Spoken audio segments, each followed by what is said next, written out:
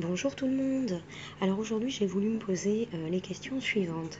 C'est aujourd'hui on sait que nos libertés et les droits sont entachés. De par l'hyperdémographie, effectivement, on voit bien qu'il y a un problème dans les temps de réponse, de respect et d'application des droits. Donc ça me pose un problème dans le respect également des libertés individuelles, mais également des libertés collectives. Donc comment est-ce qu'on pourrait réfléchir à restaurer des libertés et des droits?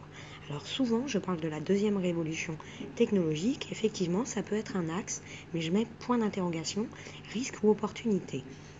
À côté de cela, on pourrait se poser la question de savoir comment est-ce qu'on améliore nos conditions de vie. Parce que si on regarde aujourd'hui les taux de montée de la précarité, de la paupérisation, etc., on voit qu'aujourd'hui les gens souffrent. Donc il faudrait trouver des solutions pour sortir de crise. Donc la solution pourrait être de viser plus d'indépendance vis-à-vis de nos tiers. Donc, moi, j'ai encore pris pour comparaison notre système biologique, c'est-à-dire notre corps. Nous, on est des individus complexes et malgré notre complexité de toutes les variables qu'on a à l'intérieur de notre corps, on arrive à fonctionner à un équilibre. Donc peut-être que nous, dans nos systèmes de fonctionnement, on devrait intégrer ces fonctions et ces paramètres et considérer justement par l'ouverture d'esprit toutes les possibilités, c'est-à-dire voilà, être curieux et s'interroger, s'informer de façon tout simplement à pouvoir analyser les situations et peut-être analyser risques et disrupter risques en opportunités, donc en faire des avantages, une force, plutôt que des faiblesses ou des menaces. Alors comment est-ce qu'on pourrait faire? Donc j'ai mis en 1. Déjà, pour moi, la priorité, c'est d'être humain avant tout. Être humain, c'est quoi? C'est s'unir plus. C'est ce qu'on pourrait appeler le civisme. C'est la collaboration, la coopétition, voilà, les synergies entre les êtres humains. C'est la symbiose, la capacité à mutualiser les intelligences individuelles pour en faire une force d'intelligence collective. Et à côté, l'action qui serait vraiment négative, ce serait de succomber justement à un climat de peur, c'est-à-dire que vous vous laissez envahir par votre côté émotionnel, votre montée d'adrénaline et votre situation de peur. Et ça, malheureusement, ça engendre, à mon sens, plus d'imperfection que de perfection. Voilà. C'est-à-dire que vous régressez, à mon sens, plutôt que vous améliorez quand vous faites ça. Donc voilà, il ne faut surtout pas succomber à la peur et à se diviser. Pour ça, la Convention universelle des droits de l'homme et des libertés, en fait, c'est pour ça qu'elle parle notamment des religions, des cultures, etc., parce qu'on est tous différents et il faut vivre dans la tolérance quelque part et plutôt en fait prendre le côté positif de toute cette différence pour en faire une force collective. Allez, mon point 2. Après, le fait d'être humain et de savoir s'unir et être empathique vis-à-vis de l'autre, je dirais qu'il y a une deuxième possibilité pour établir l'équilibre et les sorties de crise qui consisterait peut-être à régresser pour évoluer. Aujourd'hui, on a beaucoup de termes qui sont très à la mode.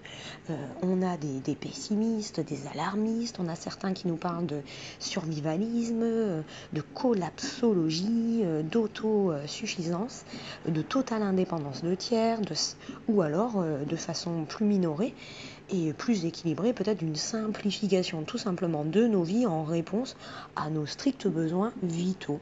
Voilà, mais il faut faire attention à ça aussi, parce que si on fait tout ça, on bloque l'économie. Donc voilà, il faut y aller, je dirais, de manière progressive et ne pas agir dans la précipitation, surtout pas. Alors je dirais régresser pour évoluer. Oui, c'est une possibilité. Ce serait éventuellement justement pour relancer la création de valeur et l'adosser à une vraie création de valeur, de mettre en place peut-être et dynamiser les économies locales. Les économies locales, il y a plusieurs alternatives. Moi, je pense par exemple aux monnaies locales parce que voilà, j'ai une appétence, on va dire, pour ça. Je ne sais pas pourquoi, mais voilà. Donc l'économie locale, les monnaies locales, etc. On pourrait envisager des solutions d'autosuffisance aussi, par exemple comme la permaculture, voilà, ou bien d'autres. Alors moi je ne suis pas une spécialiste, je le découvre depuis plusieurs mois, mais je trouve ça aussi assez fascinant. Et puis à côté, on pourrait aussi réfléchir à mettre en place des habitations autonomes, voire positives en énergie. Voilà, utilisant des solutions énergétiques alternatives comme le solaire, le vent, voire même tout simplement la méthanisation, etc. Voilà, devenir plus indépendant et auto-responsable. Puis, à côté de tout ça, en fait, c'est laisser libre cours aux gens, en fait, de par leur créativité. Par exemple, on peut tout à fait imaginer, en fait, et on le voit notamment beaucoup sur Internet et des vidéos, on voit de nombreuses maisons autonomes en énergie, et je trouve que les gens font preuve d'énormément de créativité. Donc ça, pour moi, ça vise une nouvelle création de valeur ajoutée, et je trouve ça plutôt pas mal. Et donc ça aussi, ça vise quelque part de donner une redimension à l'intelligence collective, parce qu'on peut se nourrir de la créativité des autres, et effectivement, ça crée un mieux-être, un mieux-vivre peut-être pour les autres personnes. Donc pour moi, ça, c'est de la valeur ajoutée, justement. C'est régresser pour évoluer.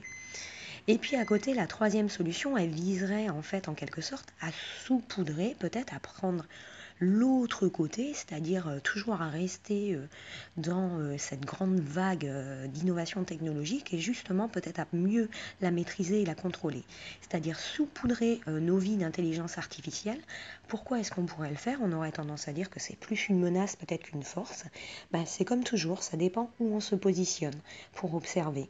Mais saupoudrer par exemple nos vies d'intelligence artificielle, ça peut aussi présenter en fait des forces, effectivement des faiblesses, mais également des forces. La force pour moi, ce serait potentiellement de diversifier et de linéariser en fait ces risques et peut-être même de catalyser en fait ces risques en opportunités grâce aux outils de la deuxième révolution technologique. Voilà. Donc c'est-à-dire ça nous permettrait nous les êtres humains aux intelligences humaines peut-être un peu limitées, peut-être un peu émotionnelles. On le voit bien au jour d'aujourd'hui, la grosse problématique en fait de la centralisation des pouvoirs, en fait ça vient d'où ça? C'est le problème de l'être humain.